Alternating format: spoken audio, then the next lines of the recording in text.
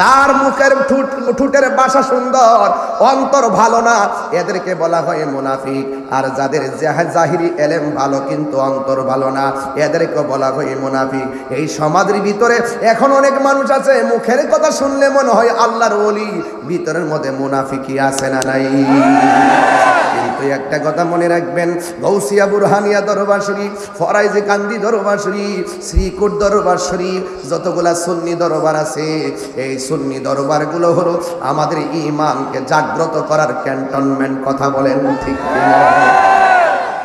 এই জন্য আমার যুবক ভাইয়েরা, তরিকত তাসাউফের মাধ্যমে এই দেশের মধ্যে আল্লাহর ওলিগণ মসজিদ বানাইবার আগে খানকা বানাইছে। জোরে কোন ঠিক কিনা?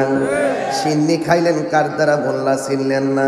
আজকে ওলি আল্লাহদের বিরুদ্ধে কথা বলা হয়, ওলি আল্লাহদের মাজারকে ভেঙে দেওয়ার ষড়যন্ত্রের নীল নকশা আঁকা হয়, কিন্তু এটা কখনো বাস্তবায়ন হবে না। যারা ষড়যন্ত্রে লিপ্ত হয়েছে তাদের বিরুদ্ধে ডাইরেক্ট যুদ্ধ ঘোষণা করেছেন একজন। জবান খুলে বলুন তিনি কে? এই জন্য এই বাজারগুলির পাহারা দেওয়ার জন্য, সুন্নিয়তের পতাকাকে পাহারা দেওয়ার জন্য, হককে পাহারা দেওয়ার জন্য আল্লাহর ওলিগণ দিন রাত দূর টু দূর দৌড়াদৌড়ি করতেছেন। আমার নবীজি, আপনার নবী বলেছেন, আশরিয়াতু আকওয়ালি ওয়া তারিকাতু আফআলি ওয়াল হাকিকাতু আহওয়ালি ওয়াল মারিফাতু আসরারি। আমার নবী বলছেন, শরীয়ত হলো আমি নবীর কথা, তরিকত হলো আমি নবীর কাজ, হাকিকত হলো আমি নবীর অবস্থা, মারিফত হলো আমি নবীর গোপন রহস্য। বালাগাত মানতিকের কায়দায় এলেমটা আবার দুই প্রকার, একটা হলো ইলমুত তাসাব্বুর, আর একটা হলো ইলমুত তাসদিক। ইলমুত তাসাব্বুর বলা হয় ওই এলেমটাকে যার বাহিরের ভাব দেখলে বোঝা যায় ভিতরে কি আছে। কথা কোন ঠিক কিনা?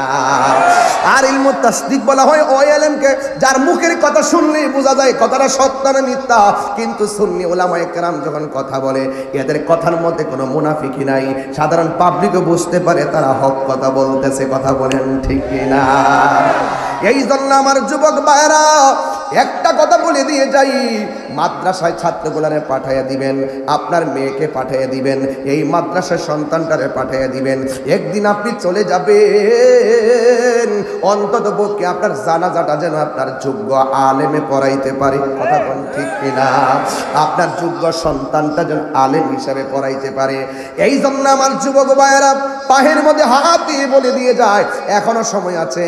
যদি আপনারা যদি বায়াত যদি গ্রহণ না করেন, মেহেরবানি করে আল্লাহওয়ালাদের সংস্পর্শে চলে যান, পীর মাশায়েখদের সংস্পর্শে চলে যান, এদের কাছেই ইসলামটা নিরাপদ। কথা বলেন ঠিক কিনা? হ্যাঁ বন্ধু, আমি আপনাদের সামনে যে ওয়াজ করব, আজকে আমার আলোচনার বিষয় হলো আল হালাতুল ইজতিমাইয়্যাহ ওয়াত তাকওয়া।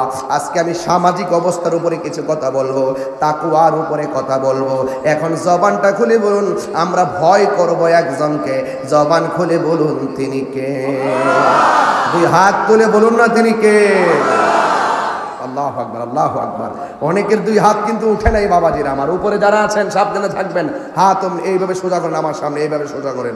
আমি ওয়াজ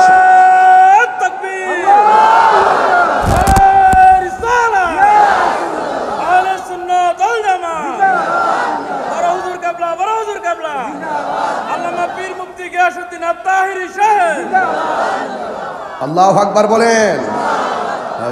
লা ইলাহা ইল্লাল্লাহ, লা ইলাহা ইল্লাল্লাহ, লা ইলাহা ইল্লাল্লাহ, লা ইলাহা ইল্লাল্লাহ, লা ইলাহা ইল্লাল্লাহ, লা ইলাহা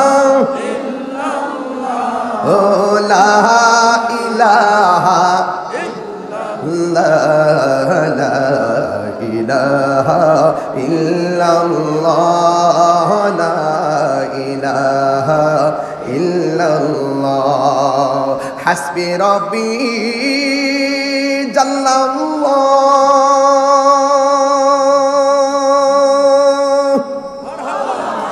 মা ফি কলবি গায়রুল্লাহ। সুবহানাল্লাহ করে রে। করুন নূর মুহাম্মদ সাল্লাল্লাহ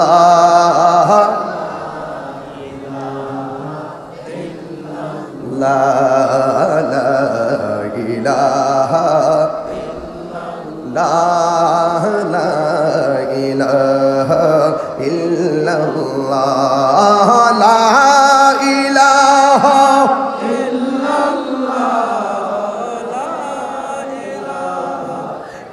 ইল্লাল্লাহ লা ইলাহা লা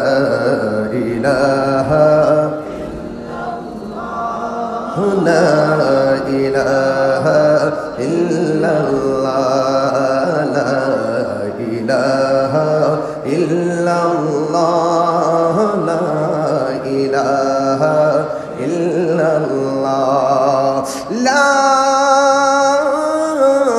ইলাহা ইল্লাল্লাহ মুহাম্মাদুর রাসূলুল্লাহ সাল্লাল্লাহু আলাইহি ওয়াসাল্লাম।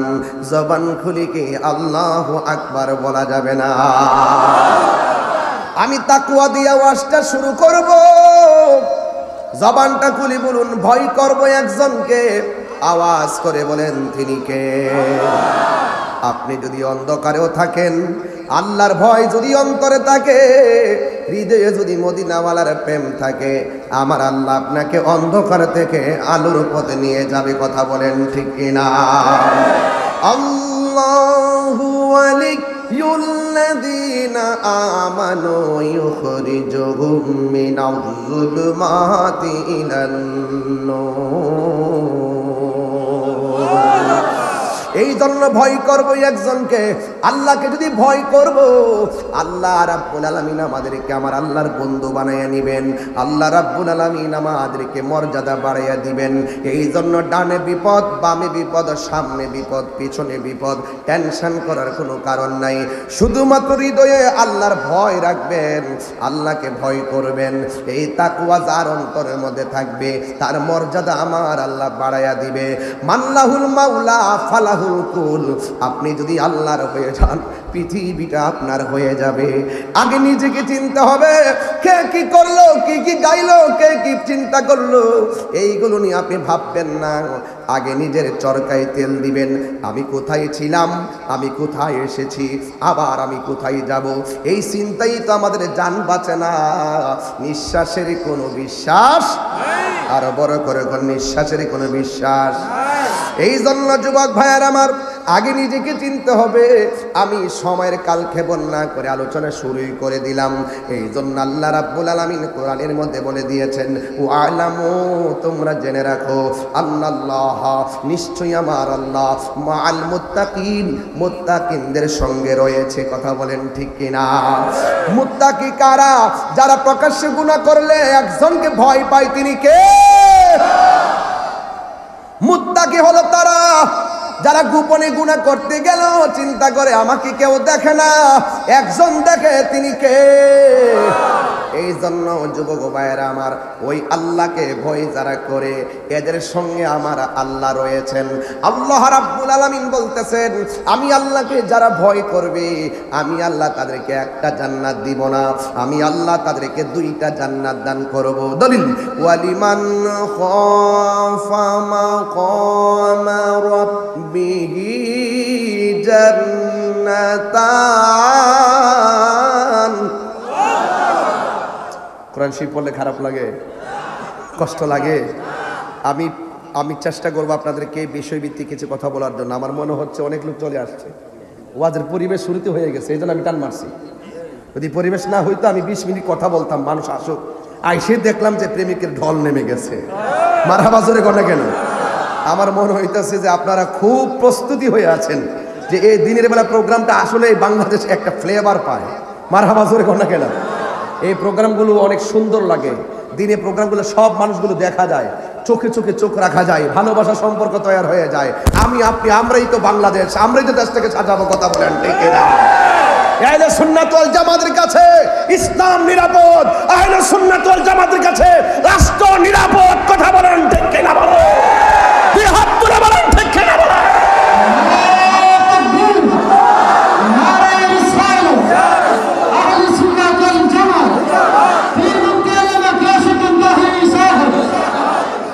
আল্লাহু আকবার, আর আল্লাহু আকবার। খুশি না বেজার? এখন কি মানুষ আসতেছে? আলহামদুলিল্লাহ বলেন, আলহামদুলিল্লাহ বলেন, মারহাবা বলেন। তাহলে কোরআন শরীফ যে পড়েছি এর অর্থটা বলে দিচ্ছি, শুনে রাখেন। আল্লাহ বলছেন যারা আমি আল্লাহকে ভয় করবে। আচ্ছা বাবারা, আপনারা যারা এসেছেন, আমি কি বেশি চিল্লাইতেছি নাকি? আপনার বিরক্তি লাগতেছে নাকি? তাহলে আমি সাউন্ড একটু ডাউন করে দিব নাকি? ঠিক আছে। চতুর্দিকে বিল্ডিং, তো যদি এই শব্দ দূষণ হিসাবে আপনারা যদি এই ওয়াজকে শব্দ দূষণ মনে করেন, নবীর প্রেমের আলোচনার আওয়াজ কি শব্দ দূষণ হতে পারে? মসজিদের আজানের ধ্বনি কি কাহারও বিরক্তির দূষণ হতে পারে? বিরক্তির কারণ হতে পারে? কোরআনের সাউন্ড কি কাহারও বিরক্তির কারণ হতে পারে?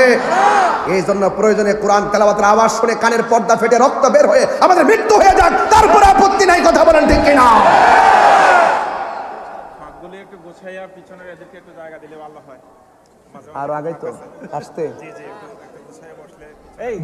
বুঝতে পারছি। আসেন, একটু সামনে আসেন, আসেন।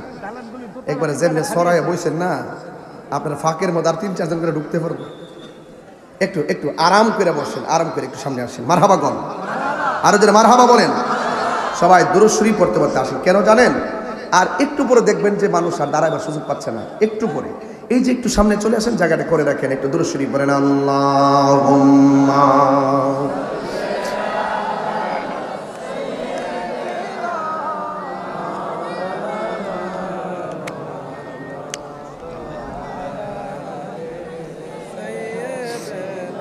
মাশাআল্লাহ। ঢুকেন ঢুকেন, ভিতরে ঢুকেন, ভিতরে ঢুকেন। লা ইলাহা লা ইলাহা ইল্লাল্লাহ, লা ইলাহা হাসবি রব্বি হাসবি রব্বি মা ফি কলবি গায়রুল্লাহ, নূর মুহাম্মদ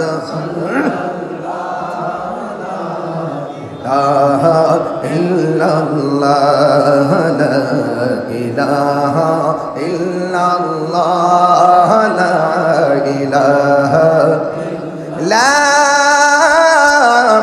ইলাহা ইল্লাল্লাহ মুহাম্মাদুর রাসূলুল্লাহ সাল্লাল্লাহু আলাইহি ওয়াসাল্লাম। আল্লাহ রাব্বুল আলামিন বলেন, যারা আমি আল্লাহকে ভয় করবে, আমি আল্লাহকে যারা ভয় করবে, আমি আল্লাহ তাদেরকে 2টা জান্নাত দিয়ে দিব। আরো বড় করে বলুন, কয়টা জান্নাত দিয়ে দিবে? 2টা জান্নাত আমার আল্লাহ রাব্বুল আলামিন দিয়ে দিবেন। এই জন্য আমার যুবক ভাইয়েরা, প্রকাশ্যে গুনাহ করলো আমাকে আল্লাহ দেখেন, গোপনে গুনাহ করলো আমার আল্লাহ দেখেন। এই জন্য আল্লাহর হাবিব সাল্লাল্লাহু তাআলা আলাইহি ওয়াসাল্লাম নূরানি জবান মুবারকে বলেছেন, হাসরের ময়দান যেদিন কায়েম হয়ে যাবে, ওই কঠিন মুসিবতে যেই দিন নিজের ঘামে নিজেরা সাঁতার কাটবে, মানুষের মুখে একটা স্লোগান থাকবে, ইয়া নাফসি বলে কাঁদবে। ওই কঠিন মুসিবতে 7 প্রকারের মানুষকে আমার আল্লাহ আরশে আজিমের নিচে ছায়া দান করবে। এর মধ্যে 1 নম্বর হলো যারা ন্যায় বিচারক, 2 নম্বর হলো যারা দানশীল ব্যক্তি, 3 নম্বর হলো যারা মসজিদের প্রতি দরদি মানুষ, 4 নম্বর হলো যারা আল্লাহর ডরে গুনার কাজ ছেড়ে দেয়, 5 নম্বরে হলো যৌবনে যারা ইবাদত বেশি, 6 নম্বর হলো একমাত্র আল্লাহর জন্য আর নবীর জন্যই কেউ কাউকে ভালোবাসে। চিৎকার মেরে কি আল্লাহু আকবার বলা যাবে না? আজকে তাকওয়ার আলোচনার ভিতরে একটা কথা হলো, হাসরের ময়দানে 7 প্রকারের মানুষকে আমার আল্লাহ আরশের নিচে ছায়া দিবে। এর মধ্যে 1 প্রকার হলো যারা আল্লাহর ভয়ে গুনার কাজ ছেড়ে দেয়, গুনার সুযোগ পাইয়াও সে গুনাহ করে না, অন্যায়ের সুযোগ পাওয়ার পরেও সে অন্যায় করে না। কেউ কাউকে 10 লক্ষ টাকা দিল, এমুকে যাইয়া রাতের আধারে ফালাইয়া দেয়, এমুকে যাইয়া মাইরা ফালা, 10 লক্ষ টাকা হাতের মধ্যে নিয়া, হাতের মধ্যে একটা ছুরি লইয়া চলে গেছে লোকটারে মারার জন্য। রাতের অন্ধকারে ফোন দিয়া নিয়ে আসলো, খালের তলায় নামাইলো, নামানোর পরে ডানে তাকাইলো, বামে তাকাইলো, সামনে তাকাইলো, পিছনে তাকাইলো, কোনো গাড়ি নাই, কোনো মানুষ নাই, কোনো আওয়াজ নাই। হাতের মধ্যে ছুরিটা লইয়া তার গলার মধ্যে কিংবা পেটের মধ্যে একটা আঘাত করবে। হঠাৎ করে তার মনে হয়ে গেল, আমারে কেউ দেখে না, আমারে আমার আল্লাহ দেখে। এই কথাটা চিন্তা কইরা গুনার কাজ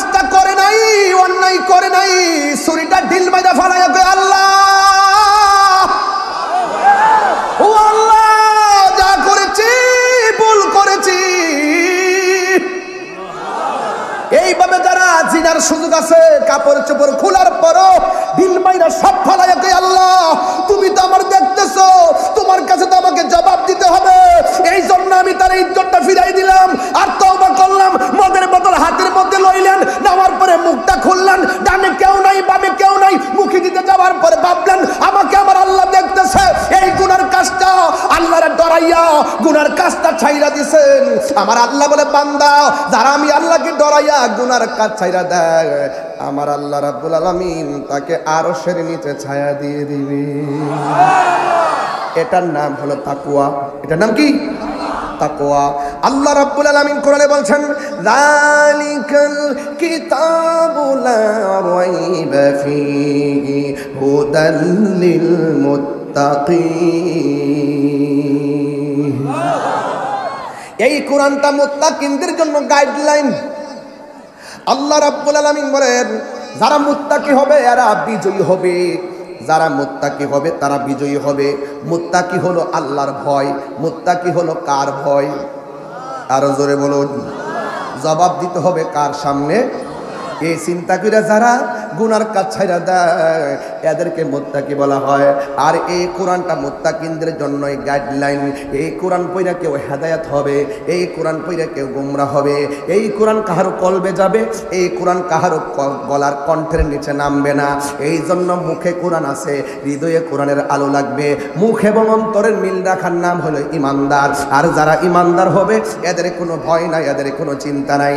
যারা ইমানদার হবে ওয়ালা তাহিনু ওয়ালা তাহজানু ওয়া আনতুমুল আ'লাউনা ইন কুনতুম মুমিনিন।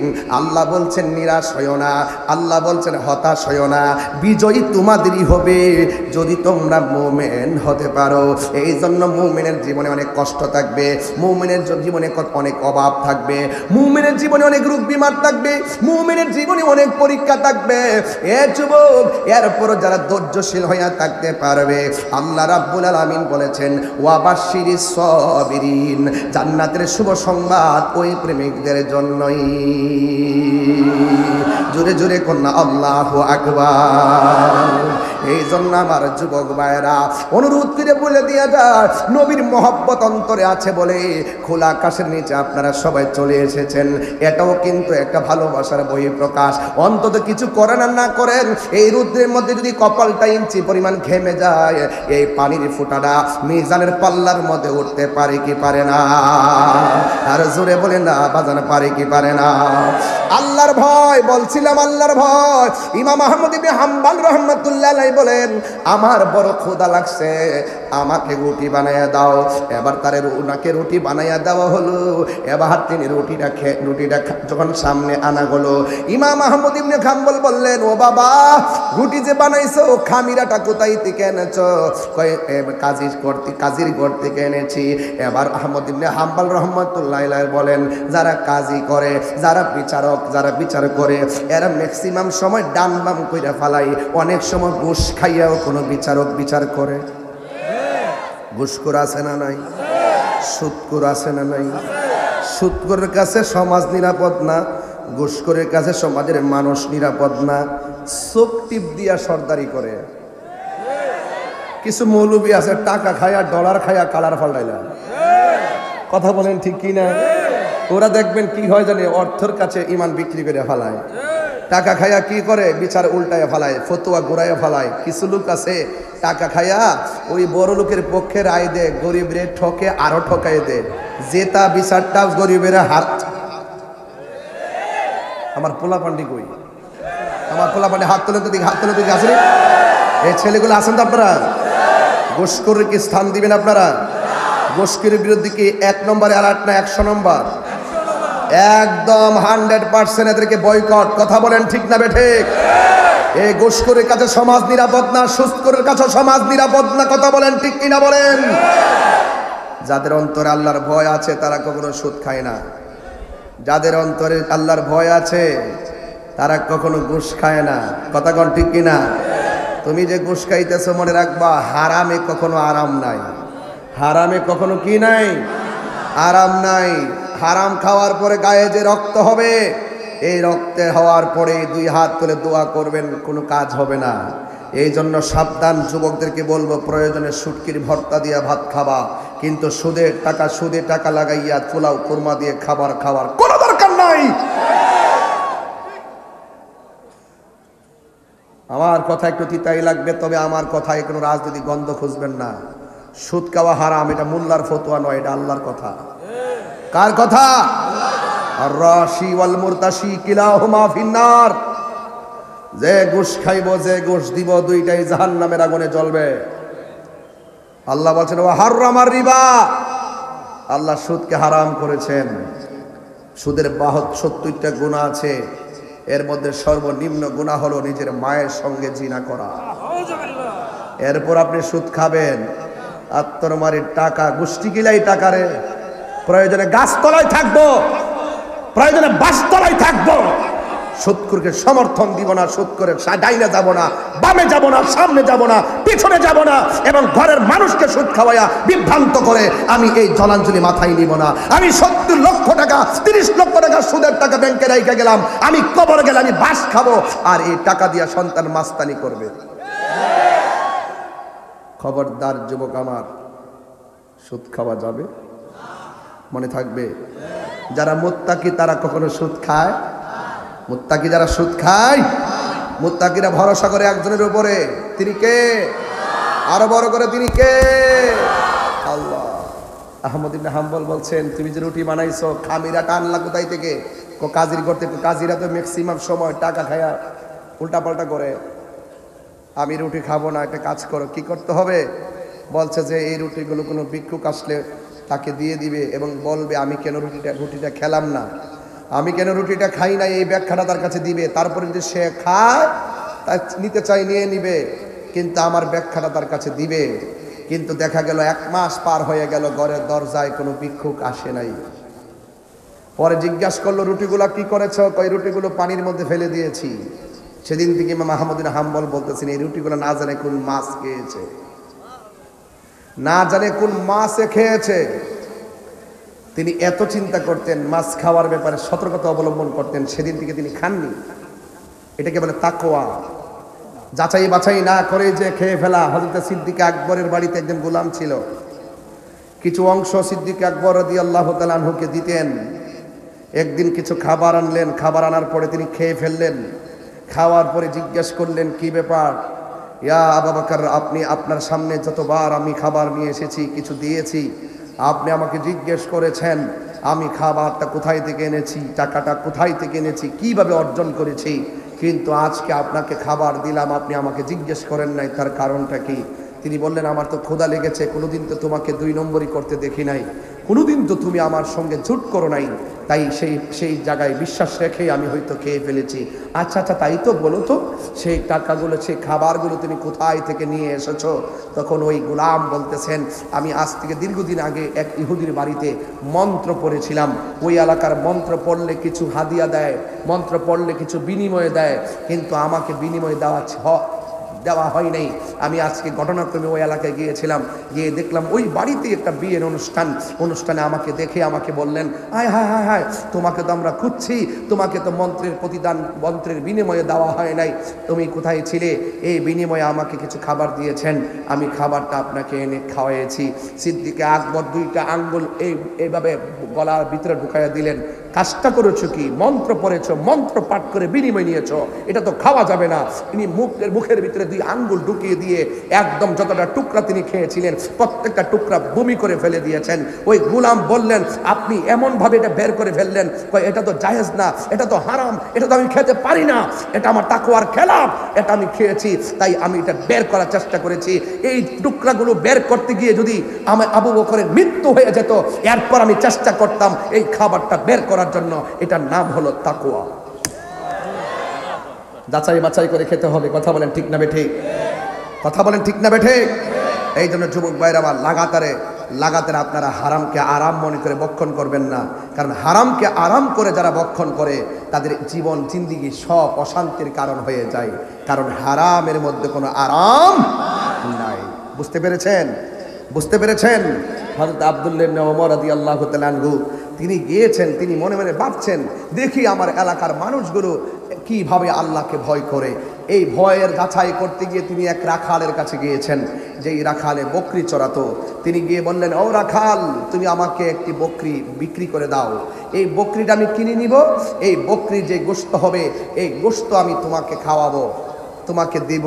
রাখাল বললেন, ইয়া আব্দুল্লাহ ইবনে ওমর, আপনি আমাকে বলেছেন এই বকরি দিয়ে দিলে আপনি আমাকে গোশত দিবেন, আমাকে টাকা দিবেন, তবে আপনি জেনে রাখুন এই বকরির মালিক তো আমি না, আমি একটা মালিকের আন্ডারে চাকরি করি, এই জন্য আমি আপনাকে চাইলেই সেটা বিক্রি, সেই গোশত বন্টনের গোশত নিয়ে আমি খেতে পারি না, কারণ আমার কাছে বকরিগুলো মনিবের পক্ষ থেকে দেওয়া আমানত। যদি বলেন না সুবহানাল্লাহ। হযরত আব্দুল্লাহ ইবনে ওমর রাদিয়াল্লাহু তাআলা আনহু বলেন, এ রাখাল, তুমি যদি আমাকে বিক্রি না করো তাইলে তুমি একটা কাজ করো, আমার কাছে তুমি বিক্রি না করলে তুমি তোমার মনিবের বলবে যে একটা বকরি বাগে বা নেকড়ে বাগে নিয়ে গেছেন। এবার রাখাল উত্তর দিলেন, হ্যাঁ আব্দুল্লাহ ইবনে ওমর, আমি যদি আমার মনিবের বলি একটা নয়, 10টা নয়, 10টা বকরি বাগ বনের বাগে নিয়ে গিয়েছেন, আমার মনিব আমার এত বিশ্বাস করে, কোনোদিন আমাকে অবিশ্বাস করবে না। আমি বললে আমার মনিব বিশ্বাস করবে, কিন্তু ওমর আপনি যে আমার বললেন আমার মনিবকে বলার জন্য, হয়তো আমি আমার মনিবরে বোঝাইতে পারবো, কিন্তু আমার মনিবে যদিও ঘটনা না জানে, কিন্তু আমার আল্লাহকে আমি কেমন করে ফাঁকি দিব? আমার আল্লাহ তো প্রকৃত ঘটনা জানেন। এমন ভাবে রাখালের ভিতরে এমন চেতনা, আজকে আমাদের ভিতরে সেই চেতনা লালন হয় নাই। আপনারা জবান খুলে বলেন, আল্লাহকে ভয় করলে লাভ আছে না নাই? আর বড় করে বলুন না, আছে না নাই? হ্যাঁ যুবক ভাইয়ের আমার, হ্যাঁ মুরব্বী বাবাজির আমার, এই জন্য যুবক আজকে থেকে ওয়াদা করতে হবে, আমরা কারো গীবত করব না, আমরা কারো বিরুদ্ধে কথা বলবো না, তবে হক কথা বলবো। এতে কেউ বেজার হয়ে গেলে আমার কোনো আসে যায় না, হক কথা বললে কেউ বেজার হয়, কিন্তু হাকিকতে খুশি হয় একজন। জবান খুলে বলুন, তিনি কে? সে আল্লাহকে খুশি করতে আমরা কাজ করব, অন্য কাউকে খুশি করতে আমরা কাজ করব না। একটা হাদিস আপনাদের সামনে একটু পড়ছি, আপনি শুনবেন।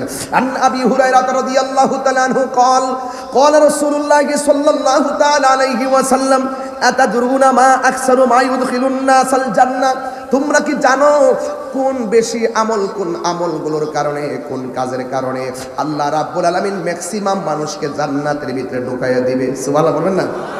এমন কেমন 2টা কাজ আছে যেই 2টা কাজ করলে অধিকাংশ মানুষ 2টা কাজের কারণে জান্নাতের মধ্যে ঢুকবে। ফাকাল রাসূলুল্লাহ সাল্লাল্লাহু তাআলা আলাইহি ওয়াসাল্লাম, আমার নবী, আপনার নবী বলতেছেন, হ্যাঁ পৃথিবীর মানুষ, তাকওয়া আল্লাহ, একমাত্র আল্লাহর ভয়, ওয়া হুসনুল খুলুক, এবং সৎ চরিত্র, উত্তম আদর্শ, উত্তম চরিত্র, এই 2টা গুণ যার মধ্যে থাকবে সেই ব্যক্তিগুলো ম্যাক্সিমাম আল্লাহ জান্নাতে ঢুকাইয়া দিবে। আর বড় করে বলুন না সুবহানাল্লাহ। জনম জনম যদি গাহি, সুবহানাল্লাহ বলতে না, জনম জনম যদি গাহি, তোমার মহিমা গাওয়া শেষে হবে নাহি, দয়া করো মায়া করো, দয়া করো মায়া করো, ওহে দয়াবান, তুমি রহমান, তুমি মেহেরবান, তুমি রহমান, তুমি মেহেরবান। কখনো তোমাকে যদি ভুলি, হেদায়েতের আলো জ্বলে নিয় কাছে তুলি, কখনো তোমাকে যদি ভুলি, হেদায়েতের আলো জ্বলে নিয় কাছে তুলি, ঠাই দিও গো প্রভু, ঠাই দিও গো প্রভু, তুমি দয়াবান, তুমি রহমান, তুমি মেহেরবান, তুমি রহমান, তুমি মেহেরবান।